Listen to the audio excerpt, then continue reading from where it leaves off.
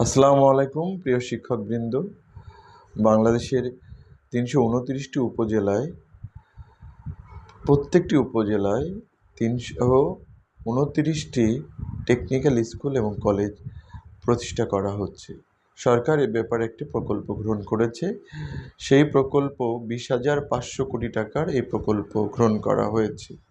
এর মূল উদ্দেশ্য হলো আমাদের দেশে যে জনশক্তি, আমাদের যে মানব সম্পদ, আমরা বিদেশ থেকে যে মানব সম্পদের মাধ্যমে আমাদের দেশে রেমিটেন্স আসে, দক্ষ জনসম্পদ গড়ে তোলার জন্য এই প্রকল্প গ্রহণ করা হয়েছে।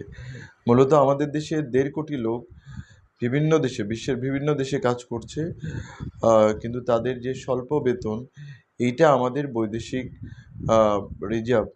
রিজার্ভের রাখার ক্ষেত্রে, মুদ্রার ক্ষেত্রে একটা প্রভাব ফেলেছে। আমি মনে করি এটা একটি ইতিবাচক একটা বিষয়, কারণ আমাদের দেশের যে শিক্ষা ব্যবস্থা, এই কারিগরি শিক্ষা ব্যবস্থা খুবই কম, যেটার উপর সরকার ইতিপূর্বে গুরুত্ব দেয়নি। এই শিক্ষার উপর গুরুত্ব দেওয়ার ফলে দেশে বেকারত্ব অনেক অংশে কমে যাবে।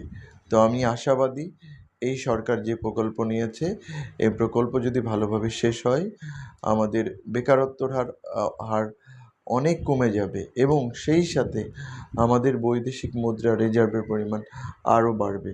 আমাদের দেশটা মোটামুটি একটা ভালো লেভেলে চলে যাবে, সেই আশা ব্যক্ত করে সবাইকে ধন্যবাদ জানিয়ে আজকের মতো এই ভিডিও এখানে শেষ করছি। পরবর্তী শিক্ষা রিলেটেড যদি কোনো নিউজ এসে থাকে, আমি আপনাদের সেটা জানাবো। আপনারা প্লিজ এই চ্যানেলটি সাবস্ক্রাইব করে রাখবেন, যাতে করে শিক্ষা রিলেটেড যে কোনো নিউজ আমি আপনাদের দিতে পারি। ধন্যবাদ সবাইকে। আসসালামু আলাইকুম।